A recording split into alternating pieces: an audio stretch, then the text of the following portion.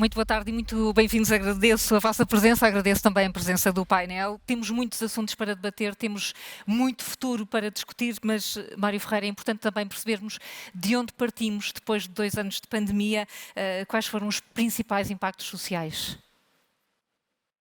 Todos, deixe-me começar por agradecer este convite e a oportunidade que a Fundação Francisco Manuel dos Santos nos deu para realizar este estudo. Como todos sabemos, a Fundação tem tido um papel importante no financiamento de estudos com impacto na sociedade civil. Na medida das nossas possibilidades, foi esse também o nosso intuito. Enfim, dar um pequeno contributo no mesmo sentido. Agradecer também pessoalmente o convite, um convite de última hora. Estou aqui em substituição da nossa querida professora Manuela Calheiros, que não deixa de ter um certo tom de ironia, testou positiva para o Covid, como já foi hoje aqui dito. E por fim dizer que tivemos um ótimo resumo dos resultados do nosso estudo e do estudo dos outros painéis, portanto não vou voltar a isso.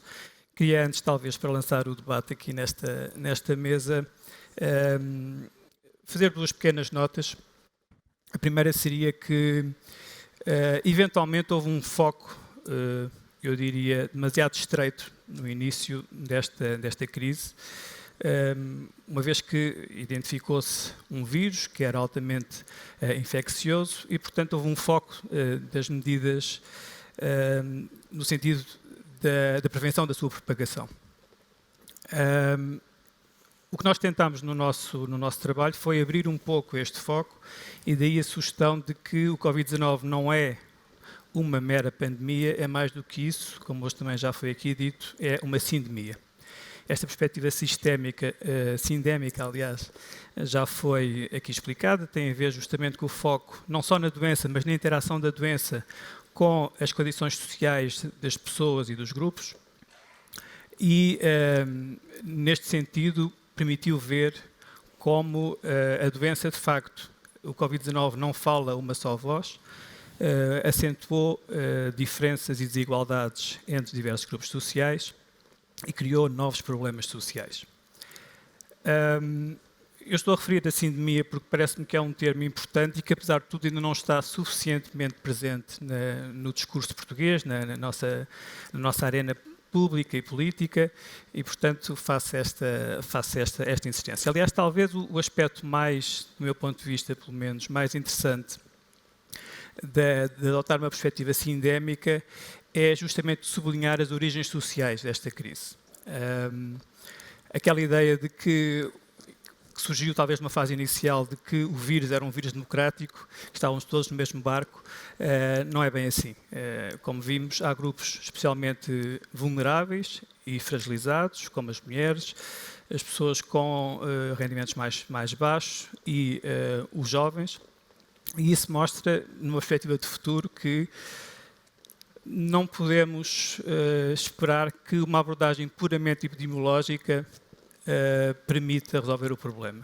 Ou seja, por outras palavras, uma abordagem meramente epidemiológica em futuras situações de crises, eu diria que está condenada a falhar. A minha segunda nota, muito rapidamente, tem a ver com a natureza dinâmica de crises como esta. Portanto, as nossas sociedades, nós neste sentido adotámos um modelo de resiliência que propõe que, face a crises como esta, as sociedades reagem em 4 fases, que são também funções sociais. Uma primeira fase de monitorização e identificação dos riscos. Eu sei que o lema desta conferência é outra vez nunca mais, mas como todos sabemos, pelo menos no sentido literal, isto não vai acontecer, vai haver mais vezes e, portanto, nós temos que monitorizar e identificar as ameaças, aliás, como o orador anterior também teve a oportunidade de falar. Uma segunda fase, que é uma fase de, digamos, absorção e mitigação da crise, uma vez que ela vai corromper a sociedade. Uma terceira fase de recuperação das funções sociais, mais emergente, e depois uma fase final de adaptação em que a sociedade supostamente consegue fazer uma melhor adaptação, passo o termo, à nova situação. Estaremos eventualmente naquilo que por vezes se diz que é o novo normal e que nós geralmente queremos que seja mais resiliente a crises futuras. Porquê é que eu estive a falar destas fases? Porque me parece que quaisquer medidas de intervenção no futuro terão que levar em conta estas fases. Isto porque estas fases vão afetar as diversas dimensões da nossa sociedade de maneiras diferentes e mesmo os grupos de pessoas e estas dimensões podem atravessar estas fases durante um processo pandémico a velocidades diferentes. E deixe-me dar rapidamente um exemplo. Eventualmente podemos pensar que, de um ponto de vista epidemiológico, já estamos numa fase de adaptação, ou eventualmente entrar numa fase de adaptação, porventura. Se pensarmos nos impactos negativos que a pandemia teve, de um ponto de vista social, nas camadas mais jovens, podemos estar ainda numa fase ascendente e que, portanto, estaremos numa fase em que é necessário continuar a sua mitigação, porque, enfim, houve quebras de laços sociais, houve quebras de aprendizagem que são difíceis de recuperar. Acabaria só uma última frase. Já está aqui a dar uma ótima deixa para falarmos de educação, mas sim. Não, pronto, digamos, resumindo aquilo que eu tentei dizer, esta ideia de que temos que deixar de ver o mundo só da nossa janela, qualquer seja a nossa área de especialidade, e temos que adotar uma visão mais multifacetada da realidade. E, mais uma vez, a Fundação Francisco Manuel dos Santos, com esta iniciativa, abriu muitas janelas e muitas perspectivas diferentes, e parece-me que é justamente esse o caminho. Ainda bem, e ótimos tópicos para olharmos com mais detalhe para alguns destes grupos mais afetados. Miguel Herdade, questão da educação, ouvimos já que houve problemas antigos que se acentuaram e houve outros novos que se criaram. Olhando concretamente para as escolas, para os alunos, para os professores, num setor já com dificuldades, o que se fez nestes 2 anos poderia ter sido diferente, poderia ter sido outra abordagem? Bem, boa tarde a todos. Sim, podia. A resposta é sim. Sim, apesar daquela reação inicial do certo. Fecha tudo. Claramente. Eu acho que o ponto aqui a ter em conta é precisamente o que o professor Mário estava a dizer, a desigualdade. Porque o grande problema do nosso sistema de ensino já lá estava antes da pandemia. E o que acontece é que, de facto, Portugal já era um dos países mais desiguais do ponto de vista do sistema de ensino, e isso é um problema que nós trazemos há vários anos e que só se veio agravar com a pandemia por uma razão muito simples. Porque o contexto em que nós nascemos, ou seja, o rendimento dos nossos pais, a escolaridade dos nossos pais e, em particular, a escolaridade da nossa mãe, são o fator mais importante para os nossos resultados académicos e para o nosso ordenado quando nascemos. E o que nós sabemos é que Portugal, nesse aspecto, tinha uma pintura um bocadinho trágica, já antes da pandemia, que é que metade da população ativa não tem o 12º ano e que 80% das mães no ensino público primário não têm ensino superior. E, portanto, quando nós fechamos as escolas, o que acontece é que enviamos as crianças para estas casas a serem ensinados por estes pais que, infelizmente, não têm as qualificações que os outros países da Europa têm. E o resultado disso é que as desigualdades exacerbaram-se de uma forma brutal. E nós temos um corpo robustíssimo de evidência. Há mais de 35 estudos internacionais com amostras que chegam aos milhões de alunos, por exemplo, nos Estados Unidos, que demonstram que, de facto, as crianças que nasceram em contextos mais desfavorecidos sofreram muito mais do que as outras durante esta crise.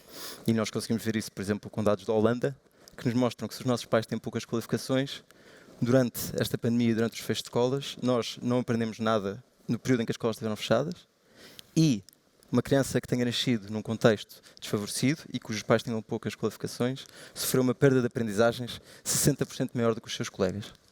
E isto é muito importante saber isto, que é para podermos saber onde é que podemos priorizar as nossas educações e as nossas políticas públicas. E, portanto, o resultado destes anos de pandemia foi que uma criança que hoje em dia esteja no 3º ano de escola nunca teve um ano normal de escola na sua vida. Essa criança vai ter impactos que vão tão longe como o seu salário e o salário dos seus filhos. Isto é uma coisa que nós chamamos de scarring effect. E vai ter um impacto grande por gerações.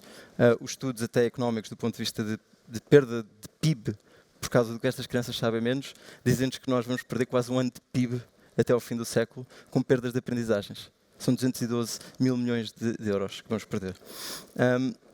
E para além disso, obviamente, uma epidemia enorme de saúde mental que certamente alguém mais qualificado que eu poderá falar disso, mas que não podemos mesmo esquecer. As soluções podiam ter sido diferentes? Sim. Sim, podiam. Podiam. O que é que se podia fazer? Isto dito, elas podiam ter sido diferentes. Eu não digo que o que se fez não foi o melhor que se podia ter feito, sobretudo do ponto de vista dos professores. Eu já vou ter aos professores mais tarde. Eu acho que os professores, com pena minha, foram uma espécie de heróis não nomeados desta pandemia. Eles foram os verdadeiros heróis de linha de frente e se calhar lembrou-nos da importância dos professores, sobretudo para as crianças mais desfavorecidas. Uma das coisas que podia ter feito diferente era, por exemplo, ter falado mais de educação. Porque, se calhar, mesmo durante este tempo de pandemia, tem-se falado mais da ciclovia em Almirante Reis do que propriamente da perda de aprendizagens e de educação. Eu acho isso problemático. E a verdade é que isso reflete em exemplos muito práticos da nossa gestão da pandemia. Eu posso lembrar-me, e nunca me esquecer deste dia, que no dia 19 de abril de 2021, quando acabou o lockdown em Portugal, as escolas secundárias abriram no mesmo dia que os centros comerciais. E uma sociedade que faz isto é uma sociedade que demonstra que os centros comerciais e a aprendizagem dos nossos jovens têm a mesma prioridade, e isso é inaceitável. Do ponto de vista da educação, o que é que eu acho que se podia... Acho que se fez algumas coisas interessantes, e posso voltar a isso mais tarde, mas o que a evidência científica nos demonstra é que havia alguns métodos bons para contrariar esta perda de aprendizagens, e eu tive a oportunidade de fazer parte de um estudo que avaliou esses diferentes cenários, e um investimento em tutorias, que são aquilo que nós normalmente em Portugal chamamos de explicações, e que de facto as pessoas mais favorecidas têm acesso a isso e as menos favorecidas não têm, poderia ter ajudado um investimento robusto num programa desse estilo, bem como, obviamente, escolas de verão, porque iria ajudar no curto prazo a combater a perda de aprendizagens. Por último, e isto acho que qualquer pessoa que trabalha em políticas públicas é um ursinho de peluche à noite, é medir, medir, medir.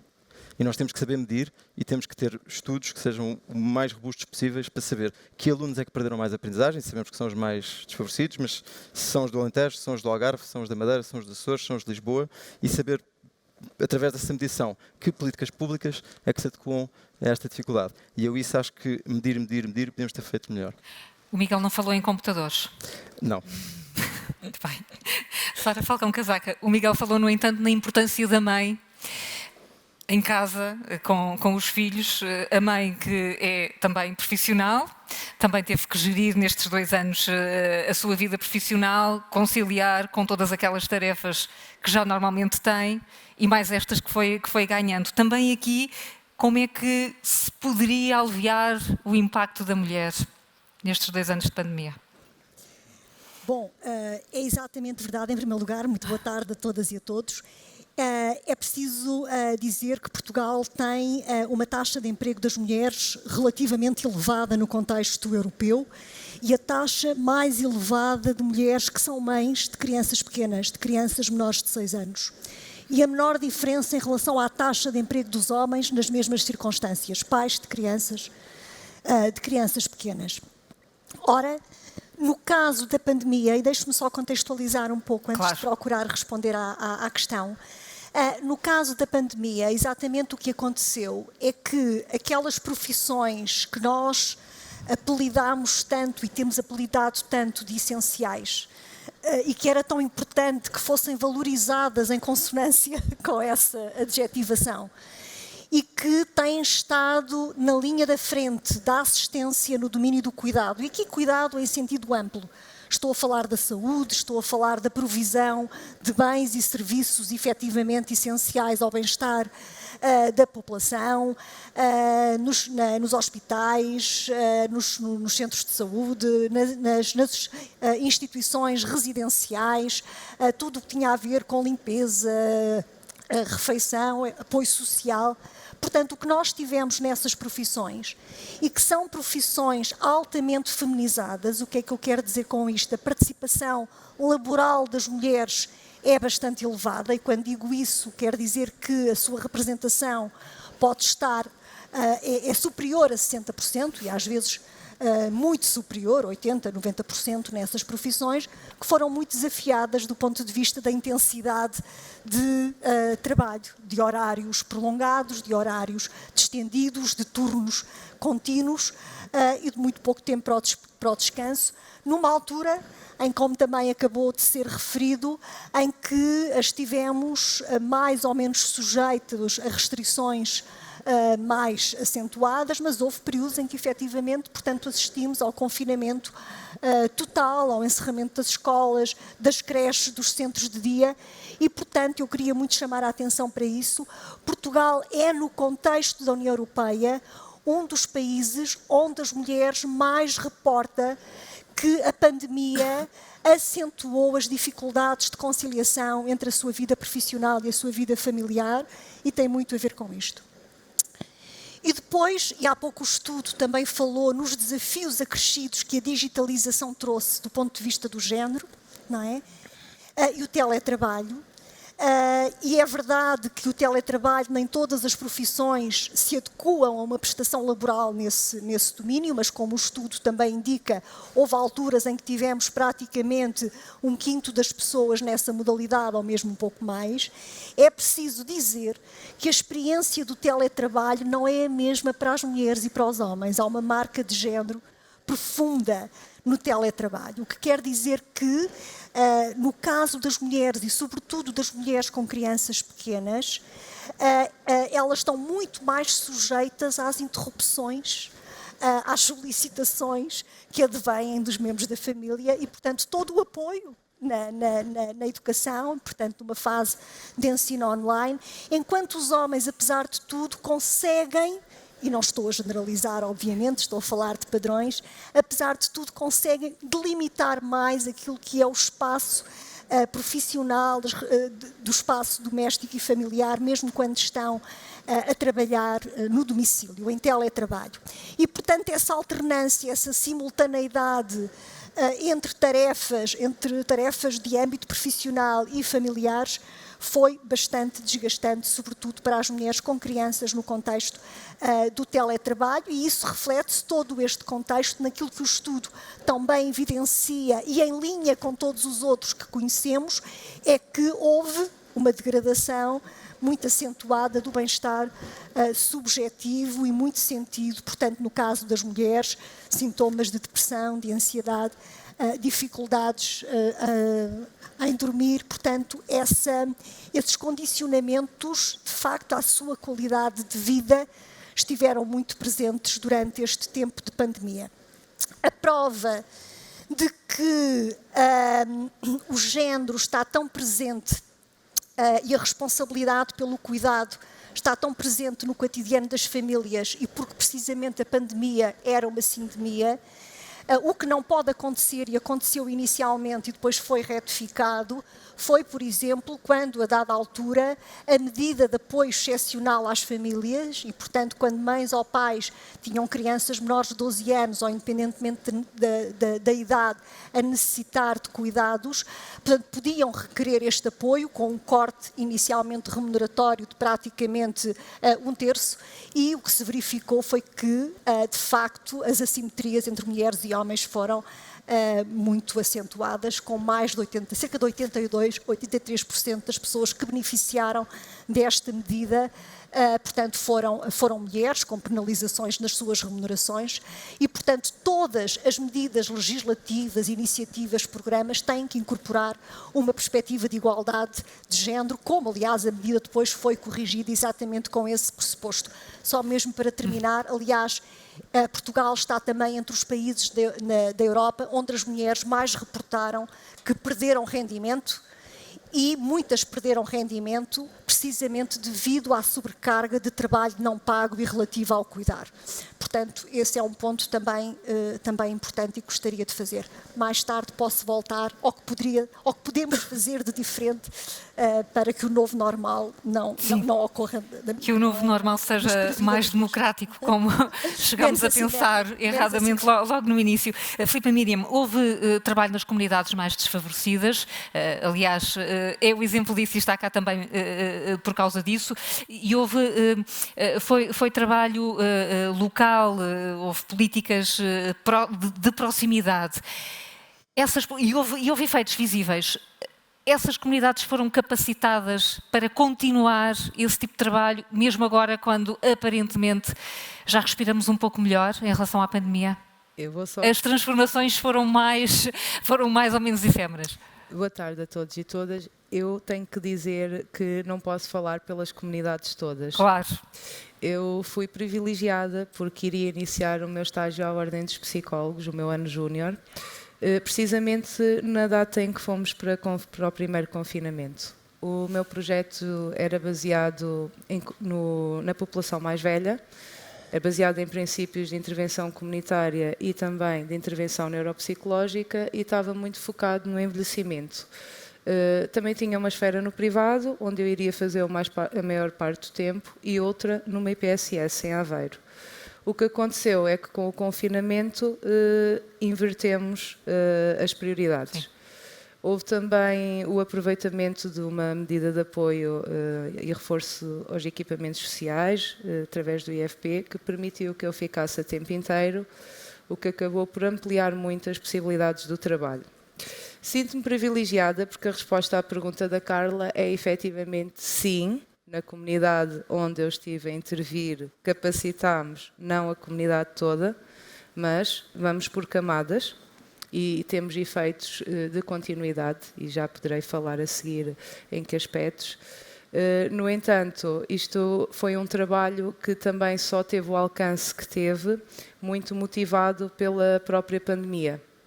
Porque o projeto estava feito, ia para ser consulta de envelhecimento, consulta de cuidador, consulta de orientação de cuidados no envelhecimento e, de repente, em esforço também com as colegas do Serviço Social do Centro Comunitário, acabámos por nos meter simplesmente ao serviço.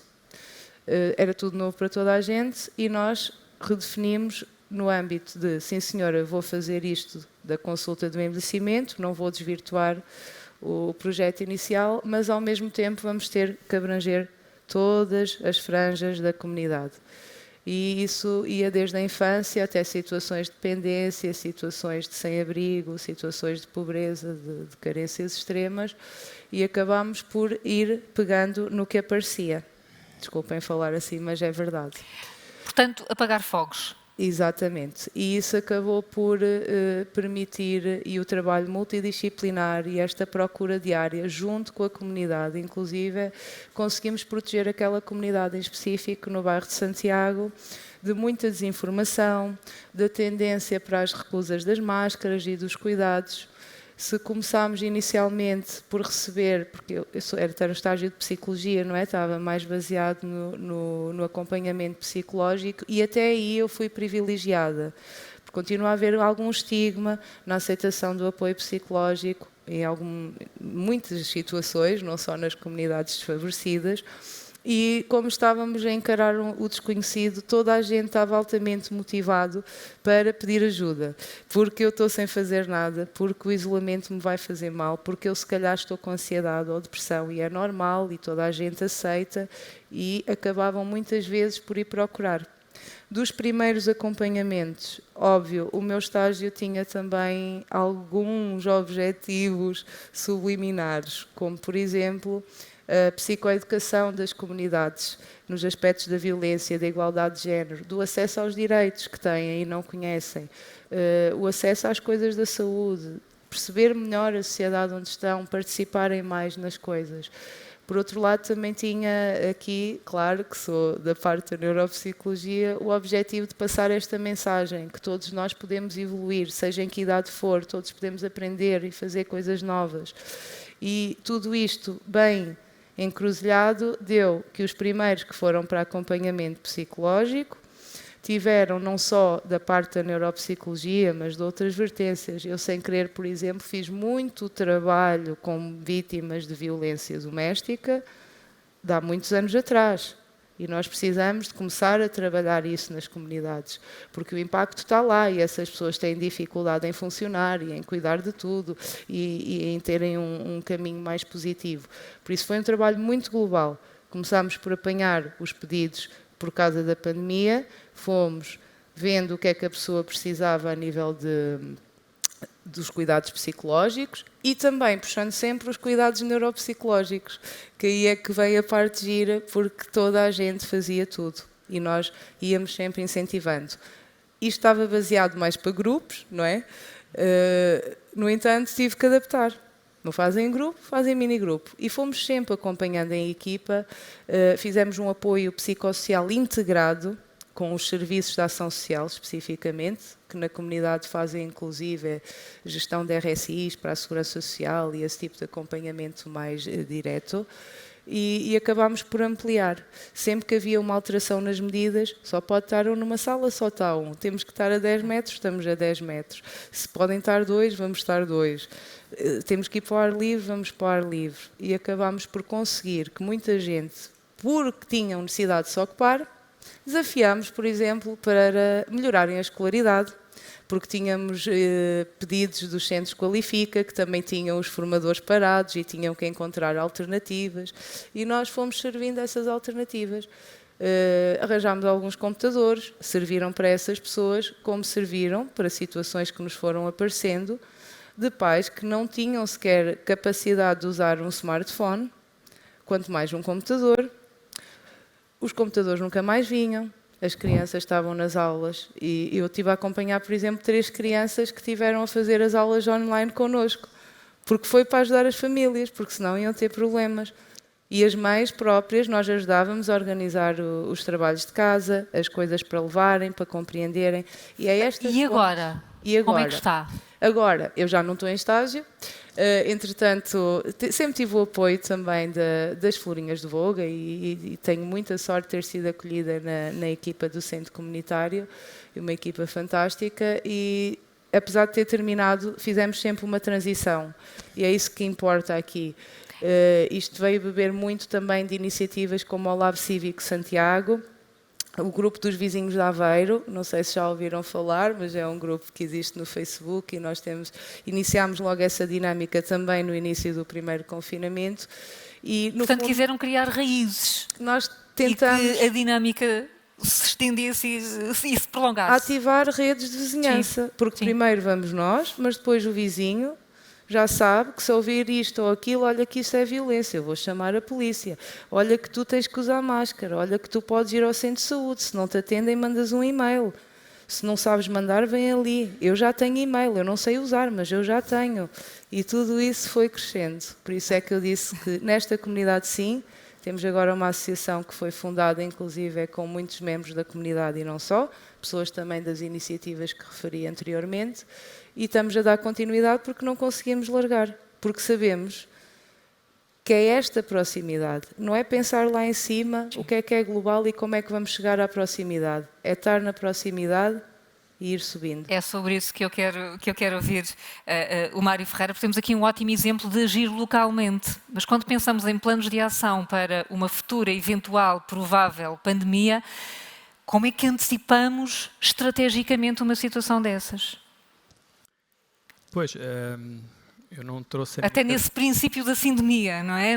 E dos vários momentos, essas 4 etapas que explicou, estamos socialmente em vários momentos e em várias fases. Como é que depois articulamos isto? Essa perspectiva permite justamente fazer esse enquadramento e, portanto, fazer essa leitura que pode fugir de outra maneira. Podemos ficar demasiado focados, como eu há bocadinho tentei dizer, ou saltar de um foco para o outro, como aconteceu também, ou estávamos muito preocupados com a saúde, ou depois com a economia, e portanto, como se as coisas fossem de alguma forma dicotómicas, e a perspectiva sindémica, desse ponto de vista, é também sistémica, é mais circular e tenta olhar simultaneamente para os diversos subsistemas da sociedade. Eu ia dizer que em termos de medidas e intervenções concretas não há medidas mágicas, não trouxe, ia dizer que não trouxe a minha cartola mágica com diversas soluções. Acho que é preciso fazer as perguntas certas. E ouvindo aqui os meus colegas de painel, há várias coisas que eu já tinha pensado dizer e que vocês já fizeram um pouco esse trabalho por mim. Por um lado, esta ideia muito importante de que... Aliás, perdão, a ideia muito importante de que tem que haver intervenções participadas, locais e de baixo para cima, que as soluções mais globalizadoras muitas vezes não servem. Não quer dizer que para outros tipos de circunstâncias não sejam importantes, mas isso deve ser promovido. A ideia de medir, O famoso aforismo, não é possível gerir sem medir. E muitas vezes fazemos intervenções, às vezes até com base científica, mas não acompanhamos a sua medição. A investigação tem que ter uma natureza translacional. As melhores ideias, mesmo do ponto de vista científico, podem falhar na prática e só uma medição é que nos permite ajustar. Portanto, a medição muitas vezes é vista como um custo acrescido. No final, vai ser uma forma de poupar, uma forma de podermos rapidamente ajustar e modificar. Uma outra ideia que eu gostava de passar é justamente a da importância da ciência. Vimos que a ciência teve um papel muito importante, não propriamente na decisão, a decisão tem que ser feita pelos governadores, pelos governantes e pelos políticos, mas a ciência deve informar estes governantes e estes políticos. O que eu diria é que não é só a ciência biomédica ou epidemiológica. Há outros cientistas. Aliás, como podemos ver aqui hoje, há uma acumulação extraordinária de investigação nesta área, que os cientistas são os melhores para a sintetizar e para passar essa informação, esse conhecimento aos governantes, que em conjunto com outras informações, natureza médica, infecciologia, epidemiológica, poderão tomar as melhores decisões. Mas, mais uma vez, abrir o leque, abrir as diversas perspectivas. Deixe-me simplificar o que está a dizer, perdoando um bocadinho, se calhar, a simplificação. Portanto, tinha de ser uma reunião do Infarmed com um leque maior do que aquele a que temos assistido. É exatamente isso, essa é a minha sugestão. Porque acho que é um capital científico que fica de fora e que pode, mais uma vez, contribuir. Eu não sou tecnocrata, eu não acho que os cientistas devam substituir os políticos. Acho é que a informação na qual os políticos decidem é, de alguma forma, só algumas janelas é que estão abertas, não estão abertas todas. Falando só um pouco da minha área mais de investigação, que é julgamento e tomada de decisão, e também ouvindo os meus colegas de painel, há dois conceitos onde, de facto, parece que valia a pena investir. A literacia financeira e a literacia em geral. Como vimos aqui, eu posso dar computadores às pessoas e telemóveis e abrir uma conta de e-mail, se a pessoa depois não sabe usar, isso só serve para estatísticas, não vai ter impacto real. E, portanto, devia haver um investimento na literacia, e literacia financeira e não só, outras formas, e numeracia em geral. Os relatórios do Banco de Portugal, nesse aspecto, mostram, de facto, as enormes dificuldades que grande parte da população portuguesa tem. E isto tem implicações, obviamente, nas tomadas de decisões e nos julgamentos que nós fazemos no nosso dia-a-dia. Em psicologia estão descritos muitos erros característicos e vieses sistemáticos que as pessoas cometem. Curiosamente, estes erros não estão correlacionados ou têm uma correlação marginal ou vestigial com a inteligência. As pessoas mais inteligentes não cometem menos erros do que as menos inteligentes. Têm, no entanto, uma correlação com outros fatores sociais, como, por exemplo, a pobreza. As pessoas mais pobres têm, obviamente, uma atenção dirigida para os seus problemas do dia-a-dia, para tentarem conseguir pagar as contas, pôr a comida na mesa, e isso esgota, em grande medida, os seus recursos cognitivos. E quando os nossos recursos cognitivos estão mais esgotados, é nessa altura que os nossos erros são mais comuns. Portanto, é a pobreza que leva a más decisões e não as más decisões que levam à pobreza. Isto é importante até para combater um certo preconceito de que há uma espécie de falha moral nos pobres. São pessoas que só é pobre quem não trabalha o suficiente, quem é um malandro e quem tenta, de alguma forma, enganar o sistema. A investigação que eu conheço não aponta nada neste sentido. A causalidade é justamente a inversa. Portanto, mais uma vez, a formação seria, e até o combate à escassez, seria fundamental. Digamos que pagamos um preço muito elevado pela escassez, quer seja financeira, quer seja a escassez de tempo, quer seja a escassez das relações sociais que, por exemplo, foram tão afetadas pela pandemia. Miguel Herdade, deixou-nos aqui um retrato trágico de consequências de 2 gerações sobre estes 2 anos, com tudo o que estava lá para trás. E o Miguel fez parte de um grupo que propôs um sistema de recuperação de aprendizagens. Isso está a ser levado a sério, apesar das escolas terem aberto no mesmo dia dos centros comerciais. Percebemos o quão importante isto é e o quão transformador pode ser essa aposta na educação? Bom, do ponto de vista da sociedade civil em geral, eu acho que a resposta é não. E lá está, porque precisamente o tema não é falado, não é? Nós tivemos eleições legislativas agora mesmo e a única vez que se falou de educação foi sobre ideologia de género nas escolas e, portanto, parece-me que não é um tema que esteja na ordem do dia. Isso sim parece-me verdadeiramente trágico, porque significa que, de certa forma, nós, os adultos, deixámos aqueles que, neste caso, como se viu, são dos mais vulneráveis, se não os mais vulneráveis mesmo, desta pandemia, a sofrer em vão, não é? E é preciso, de facto, lembrar que as escolas foram fechadas e essas decisões foram tomadas. Eu percebo, claro que ao início não se percebia bem o que é que se ia fazer e, portanto, são decisões difíceis de tomar. Quanto à questão da recuperação das aprendizagens, é importante perceber que ela é possível e aliás, se não fosse possível, nós não teríamos feito esse trabalho de explicar como é que se podia fazer, mas é preciso também que nós, os adultos, olhemos para esse assunto e façamos as perguntas aos governantes, seja ao Governo, seja ao Parlamento, de será que isto está a correr bem? E o que nós sabemos é que Portugal compara um bocadinho mal. O que não quer dizer que seja um desastre total e que não haja coisa a melhorar e se calhar a prevenir para próximas pandemias. O que é que nós conseguimos medir muito rapidamente para se perceber do que é que estamos a falar? Portugal investiu menos do que os países com que se compara na recuperação de aprendizagens. Nós, em primeiro lugar, do grande pacote que foi anunciado foram cerca de 900 milhões de euros, que é um número impressionante. Acontece que desse número, 670 milhões, na verdade, não servem para recuperar a aprendizagem, mas sim para investir em apetrechamentos e infraestruturas. Ou seja, são soluções de longo prazo e não de curto prazo, que é o que nós precisamos para recuperar a aprendizagem. Isso é um problema. O outro problema é que, medindo esse orçamento, Portugal tem cerca de 281 euros por aluno. Se compararmos com a Holanda, são mais de 2.000 por aluno. Mesmo Espanha aqui ao lado são 300 e muitos, e Inglaterra são 405 euros por aluno. E, portanto, algo mais havia a fazer. As boas notícias parecem ser, eu estive a ler o relatório esta semana, que parece que o plano foi implementado já em 80%. Infelizmente não foi possível, enfim, o Governo, não sei por que razão, mas não foi possível dar-nos nota de quanto é que esse 80% corresponde à execução financeira e, acima de tudo, muito importante, quanto dessa percentagem do que já foi executado correspondeu aos que mais precisavam.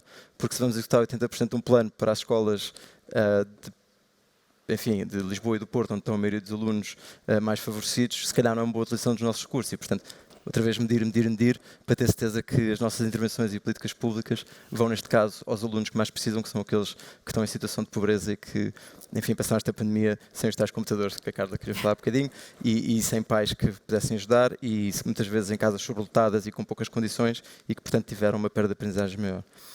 No meio disto tudo, e querendo olhar um bocadinho para a frente, há uma solução. E a nossa solução é darmos ferramentas àquele que é o fator mais importante na nossa vida ao nível escola, que é a qualidade dos nossos professores. A qualidade do nosso professor está correlacionada com a nossa capacidade de aprender e, mais do que isso, até está relacionada com a nossa capacidade de ter um salário mais alto quando crescemos. E, portanto, nesse limite, podemos dizer que um professor até pode ser uma boa chave para cobrar o ciclo internacional de pobreza.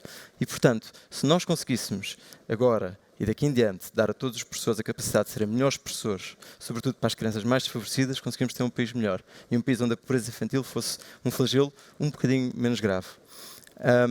Infelizmente, nós sabemos que Portugal tem um problema grave de falta de professores e portanto, há aqui Enfim, como todos os problemas, que era uma boa oportunidade para pegarmos neste momento.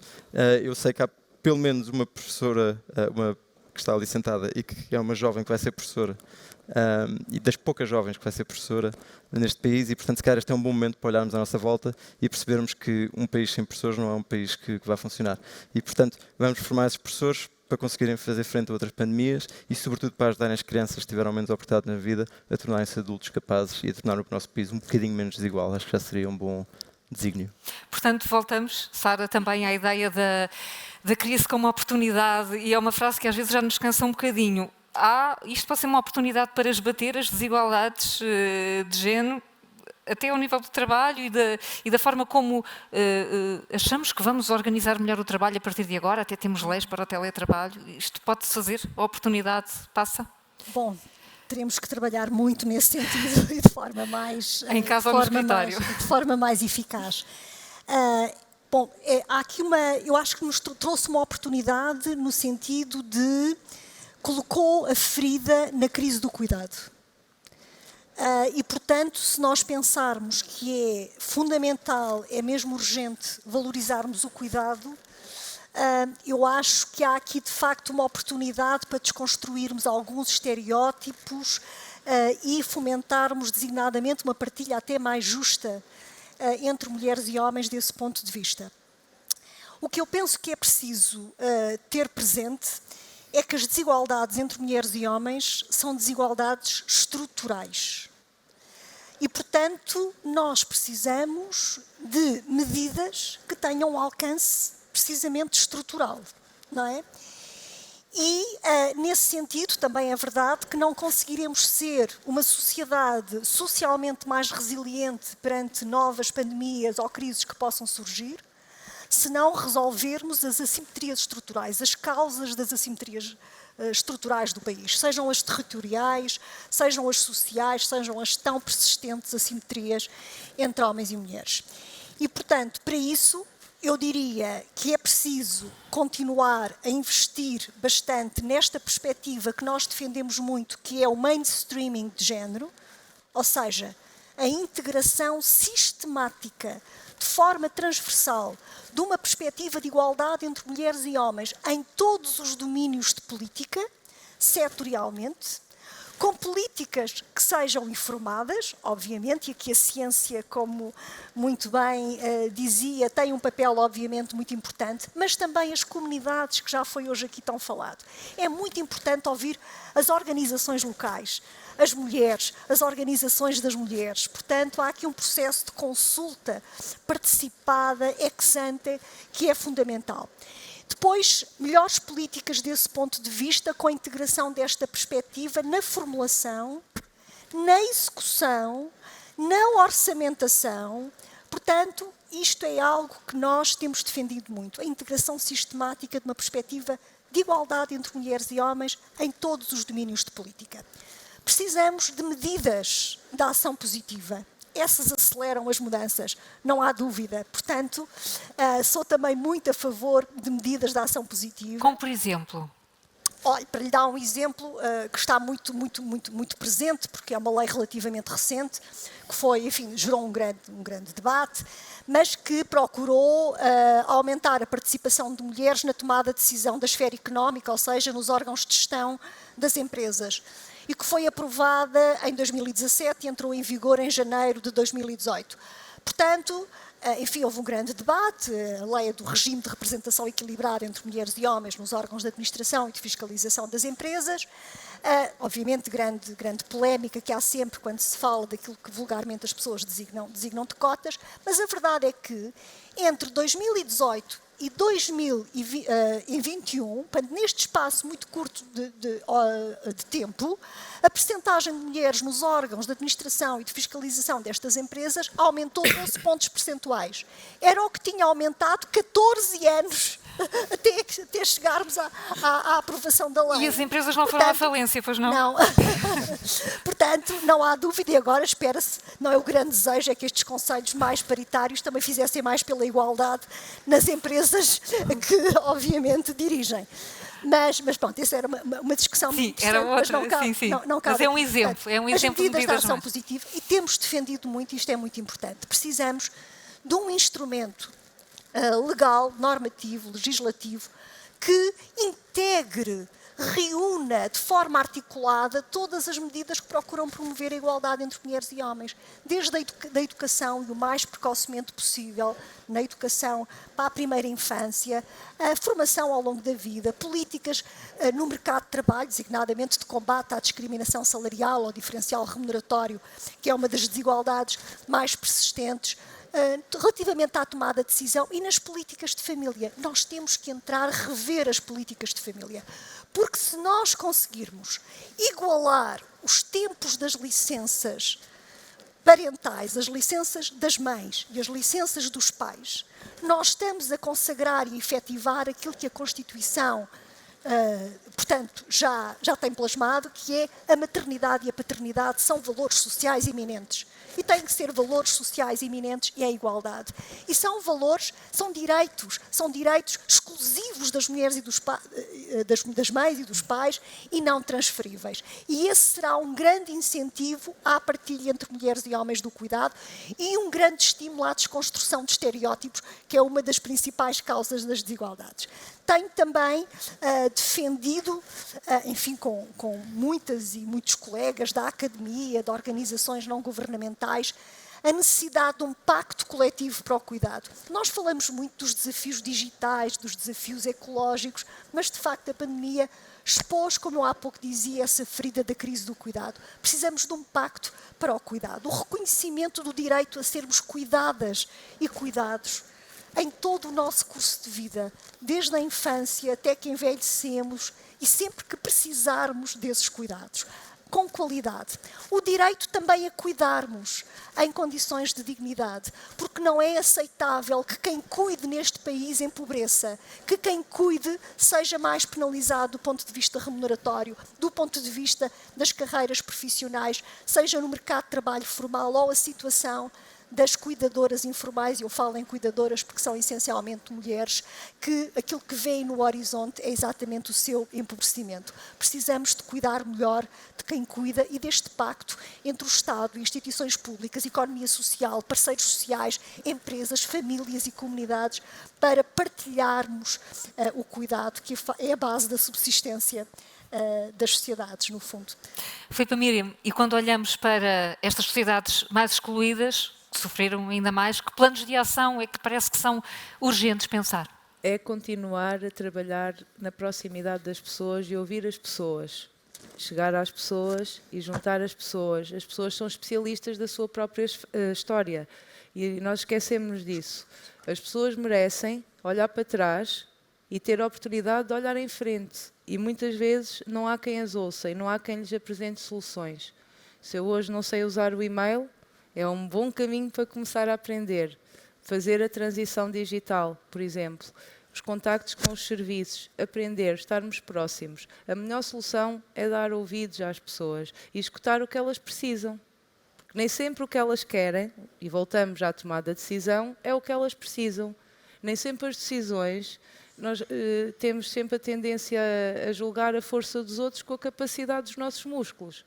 Nem todos têm os mesmos músculos. E as pessoas estão muito sobrecarregadas, muitas vezes com histórias pesadas, como diz o Miguel do Ciclo, não conciliam a vida familiar. Por exemplo, ao criar esta associação a Sonhos em Rede, é mesmo isso, é todos podem sonhar e sonhar não é nada fácil e as pessoas não sabem sonhar, porque não têm tempo nem capacidade para isso. E nós temos que dar capacidade às pessoas de acreditarem nelas próprias, o que não fizeram de escolaridade aos 15 anos. As pessoas, quando são mais velhas, dizem-me recorrentemente: eu já não tenho cabeça para isso, que eu já, quando era novo, não dava nada para a escola. E eu consigo convencer algumas, digo-lhes assim: tem 50 anos, não acha que consegue aprender a mesma coisa que o miúdo de 14? E é isto que nós temos que começar a mudar. As pessoas têm capacidade de hoje para amanhã aprenderem a tratar dos seus assuntos. Não têm só que ir a um serviço onde tratam do cartão de cidadão ou onde falam com a senhora da Segurança Social e dizem o que querem. Não. Têm que ter capacidade de procurar informação antes de lá ir. Têm que saber a quem se dirigir.